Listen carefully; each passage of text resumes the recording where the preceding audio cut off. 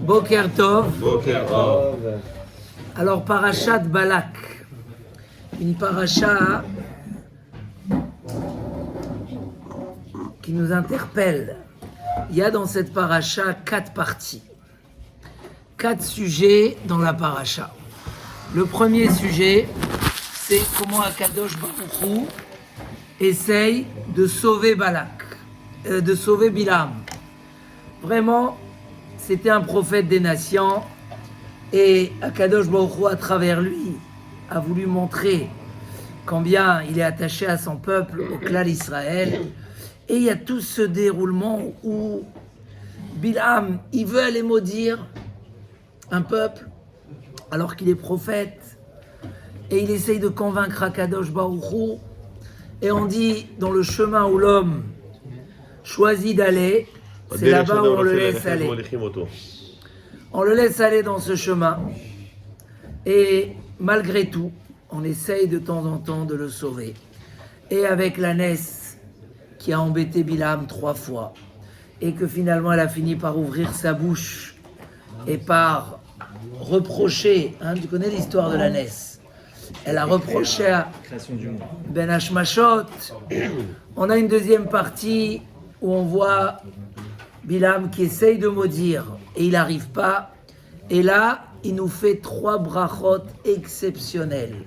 C'est pas que des brachot, c'est à ce moment-là il dévoile les profondes qualités du clan Israël. Je crois qu'on ne peut pas passer par Parashat Balak sans étudier cette quinzaine de psukim où il parle des racines du peuple d'Israël, où il parle de combien nos maisons sont belles, où il parle de comment on se lève le matin et on va dormir le soir. Exceptionnel. Et il finit par la prophétie d'Arar Kochav mi Yaakov ou Ba Shevet mi Israël. Il finit par prophétiser la venue du Mashiach dans ces 2 catégories. Ou avant le temps, parce qu'on est méritant, ou autant arrivé, même si on n'est pas méritant. C'est Darar Kochav mi Yaakov, Bekam Shevet mi Israël, il dit le Orach Chaim Akadosh. Ça parle de ces 2, Nachon, ces 2 sortes de Géoula. On a la dernière partie de la paracha qui nous interpelle énormément, c'est Bilam. Alors, en double, c'est bouleversant, parce que d'une part, Bilam qui voit tout ce qu'il a perdu sur sa route, qui réalise toutes ses erreurs, qui à la place de maudire alors qu'il voulait tellement le faire, il a dû bénir, et qu'à la place de dire bon allez, ça y est, j'ai compris, il est temps de comprendre. Des fois dans la vie, Guy Hazman, qu'est-ce qu'il fait? Au contraire, il dit à Balak, tu sais quoi, on n'a pas réussi avec la bouche, alors que c'était constaté que tout ce que Bilam il disait, ça s'accomplissait. C'est Akadosh Baruch Hu qui lui a enlevé le pouvoir. C'était sûr à 100% que ça devait marcher. Il n'y avait pas...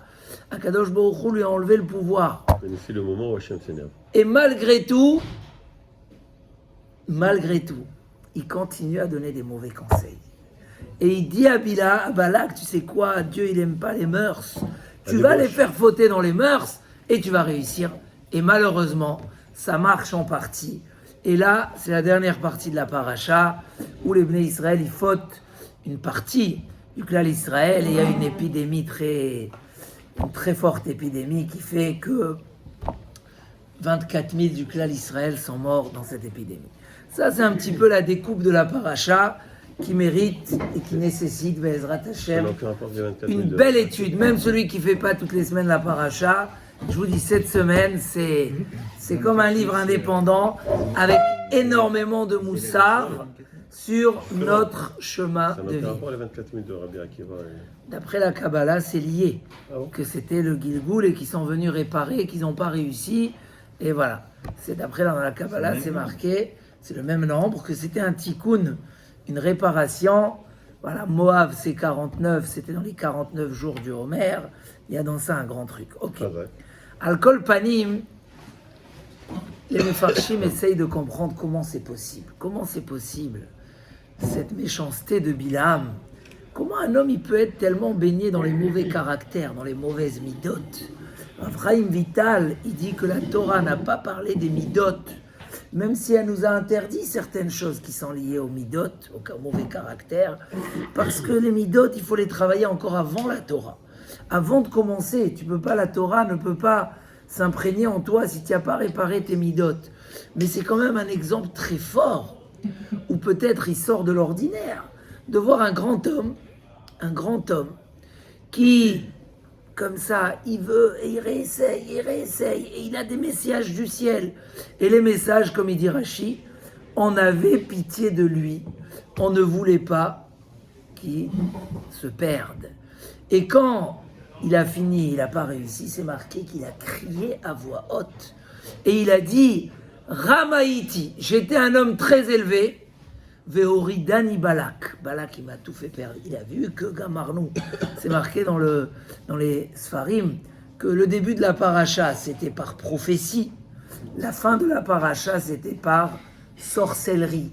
Parce qu'il a perdu, toute sa névoie, il a perdu. Et quand même, comme on a dit, il va contre Akadosh Baruch Hu. Il dit, Dieu, il n'aime pas les mœurs. On va les faire fêter avec les mœurs. Mais jusqu'à où ça va? Jusqu'à où un homme, il peut être englouti dans ses mauvais caractères? Comment c'est possible? Juste avant, Bil'am lui-même, il dit, Tamot nafshi mot yesharim utehi achariti kamohu. Quand il a parlé des patriarches, Bil'am, à ce moment-là, il a exprimé un désir très très fort.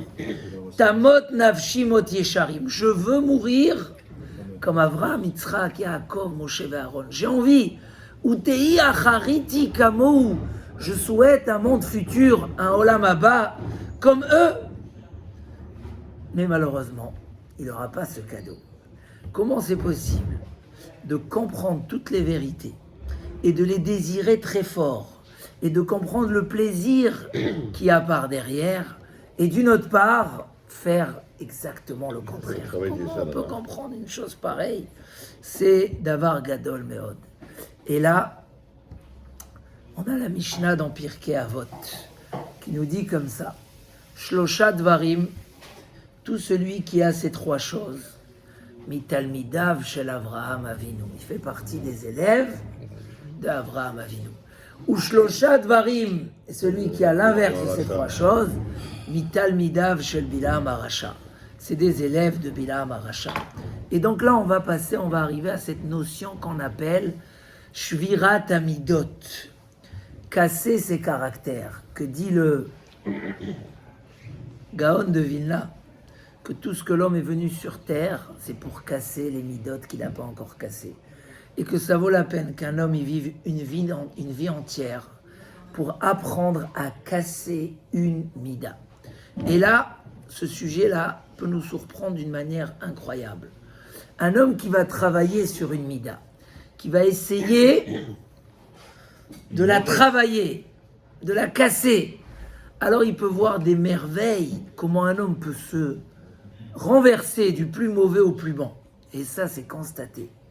Du plus mauvais au plus bon. Il est colérique, il est orgueilleux, il est mauvais, il est radin. C'est des réalités, c'est des maladies. Des fois, on dit, celui-là, il est radin, c'est une maladie, tu peux rien faire. Tu peux lui donner 10 millions de plus, c'est une réalité, il va pas faire sortir Protahat. C'est des caractères. Comment on fait? On est capable, oui, si on est des élèves de Avraham Avinu, si on fait un travail, c'est possible. Et dans le sens inverse, quelqu'un qui ne veut pas changer ses midotes, après on verra le juste milieu, quelqu'un qui ne veut pas travailler, qui ne travaille pas ses midotes, alors les années durcissent les midotes. Et ça peut arriver à des stades incroyables, jusqu'à l'histoire de ces deux sœurs qui se sont disputées toute leur vie. Vous savez, des fois, il y a comme ça entre deux sœurs. Des fois, en général, c'est supposé d'aller bien et de s'aimer. et qu'avant de mourir, elle a demandé de voir sa sœur. Elle était vraiment comme ça. Et elle lui a demandé d'approcher l'oreille pour lui dire quelque chose. Mais elle lui a pas dit quelque chose, elle lui a mordu l'oreille. Et les gens, ils ont dit comment? Mais le comment n'est pas étonnant, c'est une réalité. Si un homme ne travaille pas ses midotes, ça doit nous inquiéter, cette histoire de Bilam. Et jusqu'à l'histoire de quelqu'un qui était en train de mourir et qui disait vous savez à quoi je pense, je vous dis la vérité, je pense encore à mon argent et quoi, mais je sais que dans quelques minutes, elle est plus à moi. Mais c'est ce qui me préoccupe parce que c'est devenu une partie de moi-même. Et là, vraiment apprendre un moussard. Nos Chachamim, par exemple, ils ont des fois parlé de messages dont on n'aime pas trop écouter ou on n'aime pas trop parler. Par exemple, ils ont dit Shuv yom echad lifnei mitatecha. Fais tchouva un jour avant ta mort. Ah, est-ce qu'un homme il sait quand il va mourir? Alors il faut faire tous les jours tchouva de peur que demain tu vas mourir. Ah, et c'est dur d'entendre un message comme ça.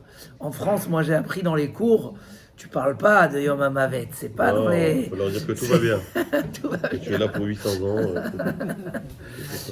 L'histoire de celui qu'on a cité la semaine dernière dans la Gemara, qui s'est énervé, sa femme elle a énervé, elle rêve Rosh Hashanah, et qu'il est parti dormir au cimetière le soir de Rosh Hashanah. La Gemara dans Brachot, il dit Rav Israël Salanter, mais comment un chassid? Il dit parce que, vu qu'il a senti qu'il s'est énervé, et il a vu que ses midotes ne sont pas encore réparées, alors il est parti dormir là-bas pour se rappeler c'est quoi la vie. Le moussard, la vérité, elle est proche de nous. Le problème, c'est qu'il faut aller la chercher.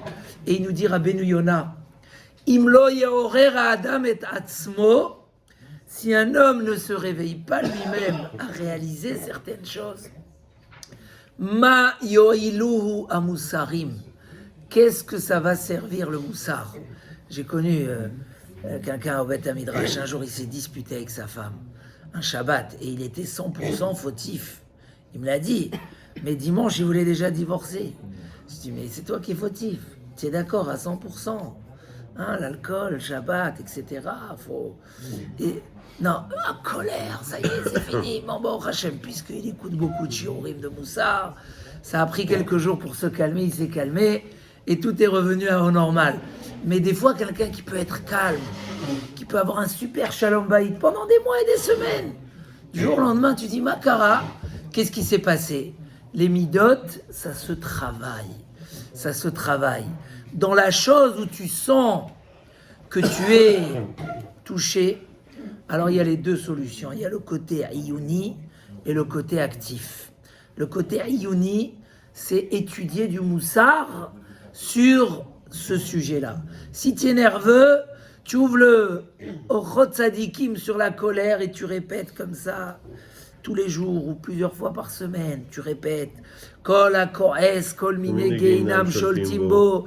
Tu répètes, tu réfléchis, tu travailles. Ça s'étudie. Tu prends des livres. Pourquoi? Parce que dès que ça marque et dans ton subconscient, tu commences à bien réaliser que la colère, c'est quelque chose de mauvais, ça va déjà avoir une influence. Même quand tu vas t'oublier, tu vas monter en fusée, mais la fusée va s'arrêter quelque part, elle va descendre très vite. Deuxième chose, comme il nous dit le Rambam, le Maïmonide, par des actes. Hein, tu donnes tous les jours une pièce de tzedaka, tous les jours, 2 euros, tous les jours, pas 10 centimes. Et ça va t'apprendre. Ah, encore un jour, ça va ouvrir. Encore 1 millimètre, et encore 1 millimètre, et ça va ouvrir. Des actions dans le sens de la réparation des choses. Et c'est là où Bilam, il s'est trempé. Bilam, au contraire, il a fait un business de sa prophétie. Les gens, ils lui amenaient beaucoup d'argent pour maudire. C'était comme ça, il y avait des lettres. Et qu'est-ce qu'il était radin. J'ai beaucoup aimé ce qu'il dit Rabbeinu Bechaye, qu'à un moment, il dit aux invités, rentrez chez vous et demain... Et il dit parce qu'il ne voulait pas leur donner à manger, il ne voulait pas prendre en charge le repas. Donc tu sais, celui qui va au restaurant et qui dit non, moi je suis déjà invité, il ne veut pas prendre en charge les dépenses. Ad Kedekar, il était radin. Et ces 3 midotes, c'était quoi? Les 3 midotes. Il a dit mauvais œil, Aïn Ra. Mauvais œil, c'est être jaloux de l'autre. Ne pas pouvoir se dire, allez, je suis content de ce qu'il a. Les Ruach Gvoa, l'orgueil, et Nefesh Rechava, le cœur. Tout ce qu'il a, c'est pour moi. Chaque chose qu'il voit, c'est moi. Ne pas avoir, alors que Avram Avinu, c'est quoi les trois caractères? C'est l'inverse. C'est quoi la différence entre Lev Tov et Aïn Tova? Lev Tov, c'est vouloir donner à l'autre. Il dit Rabbeinu Yonah, Lev Tov, c'est la nédivout. Si un homme était sage, il aurait fait tous les jours un acte de faire un service gratuit pour l'autre. De donner, pour l'autre. Une fois par jour, faire quelque chose de gratuit. Pas à 19h, où tu sais que ta femme elle va commencer à t'énerver, que tu ne l'as pas appelée. Allez, je l'appelle à 1h de l'après-midi. Même si je n'ai pas l'habitude. Là, je rends un service. Là, je sers un café. Là, j'amène le sidour à l'autre. Combien un homme peut évoluer, progresser, grandir et devenir la perfection, la gentillesse infinie. Ça peut arriver parce qu'il n'y a pas de fin à la midata chesed que l'homme peut toucher et arriver par son travail. Et ça, Aïn Tova, c'est pas un vouloir que son prochain ait réussi à être prêt à lui donner, c'est vouloir la réussite parfaite de son prochain. Il t'a raconté qu'il a acheté un bel immeuble. Ouah, tu te dis, ah là, quelle bonne affaire. Tu dis, allez, Baruch Hashem, je suis content pour lui. Mais dans la tfila, d'après, tu pries à Kadosh Baruch Hu, fais en sorte que ça lui marche, qu'il ait son permis, qu'il réussisse. Lev Aïn Tova, c'est vouloir la bonté complète pour son prochain. Ça, c'est Aïn Tova. Ça amène la bracha sur soi-même aussi, non? Bien sûr, Tov Aïn, ou Yevorar, celui qui a un bon œil, alors il prend le double de la bracha. Et en fait, Nefesh Fela, ne pas être gourmand dans la vie, avoir des ambitions, mais être content de ce que tu as. Et là, on a expliqué toujours qu'avoir des ambitions, c'est indispensable. C'est indispensable. On ne réussit pas, il dit Rav Yerucham, si on n'est pas un homme motivé et plein d'ambition. Mais la différence entre la mauvaise et la bonne ambition. La mauvaise, c'est celle qui t'attriste de ce que tu as. C'est-à-dire que tu dis, j'ai pas assez, et si je veux autant, alors pourquoi je ne l'ai pas aujourd'hui? C'est-à-dire que tu relis entre ce que tu as et ce que tu as envie, ça c'est la mauvaise ambition. La bonne ambition est Zéou Hachir. Alors comment je peux avoir des ambitions? Tout ce que j'ai, Baruch Hashem, Akadosh Baruch Hu, il me l'a donné, je suis très content. Mais peut-être que demain, il m'a prévu beaucoup plus. Alors je ne sais pas pourquoi, si c'est pour moi ou pour faire profiter les autres. Je peux vouloir tout, mais ça n'a rien à voir. Ce que Hachem décide que oui, ça va sortir et ce que j'ai, je suis le plus heureux. Je ne suis pas gourmand de la vie. Je ne suis pas Baal Ta'ava, celui que quand il y a un plaisir, alors il doit courir après ce plaisir. Ça, c'est les midot. Qu'est-ce qui est marqué là-bas? Que les élèves de Avraham Avinu, par un qu'ils héritent l'éternité, mais Ashrehem Ba'olam Hazeh, il n'y a pas plus malheureux que Bilham dans ce monde-là. On croit que chercher les plaisirs de cette façon, ça nous donne bonheur. Pas du tout. Bilham, c'est le plus malheureux sur terre. Et la preuve, l'histoire le raconte, c'est la paracha de cette semaine. Donc quand il a dit sur le clan Israël, mes roches tsurim et nous, je vois qu'ils ont déjà des racines. C'est qui les racines? C'est Avraham Avinu, qu'il a travaillé ses midot. C'est pas venu gratuitement. Il y a eu 10 épreuves pour arriver à ce qu'il est arrivé. Le clan Israël, c'est comme ça. Ma tovu oalecha Yaakov. Rashi, une des explications, c'est quoi? Quand ils plaçaient leur tente, ils mettaient pas la tente face à l'autre pour voir qu'est-ce qu'il y a chez son prochain. Ils tournaient la tente que la porte ne soit pas vers la porte de l'autre. Ça veut dire quoi? Je me sauve de la jalousie. Quand je me sauve de quelque chose, alors même quand il me vient, il ne m'atteint pas. Il ne me touche pas. Quand je cherche à donner, automatiquement, je réduis l'envie de prendre. Il dit Rav Dessler, on ne peut pas avoir ces deux caractères. Si l'un il est plus fort, l'autre il est plus faible. Donc si tu es dans l'esprit de donner, c'est pas que donner stam au niveau faire du chesed. C'est que je sois un homme bon, profondément. Un homme qui n'a pas envie de faire aucune tristesse à personne d'autre. C'est un travail énorme. Que c'est pas rien qu'une question de bonne midote. toute notre vie, toute notre réussite, toute l'éducation, toute notre Torah dépend de ces choses-là. En Bezrat Hashem, qu'on prenne ce chemin de vie, comme on a dit, c'est plus facile quand c'est un chemin de vie que quand chaque fois il faut reprendre une décision. Quand tu dis, moi, Baruch Hashem, toujours je pardonne. Moi, toujours je suis content pour les autres. Moi, toujours je donne, peu importe combien, mais je donne. Moi, je pense à donner sans que l'autre il ait besoin. C'est des chemins de vie. Si chaque fois il faut faire un choix, c'est difficile. Si je dis, j'ai envie de comme ça, j'ai envie d'être des élèves, on nous l'a conseillé, les élèves de Abraham Avinu qui sont heureux dans leur Olam Haba et qui sont heureux dans ce monde-là. Je choisis d'être dans les élèves d'Abraham. Donc je travaille là-dessus. Par des actes, je réfléchis à ça. Alors le résultat, il est extraordinaire. Bezrat Hashem, qu'on ait tous cette bracha et tous ceux qui nous suivent aussi. Ashrecha ba'olam hazeh, vetov lecha ba'olam haba. Amen.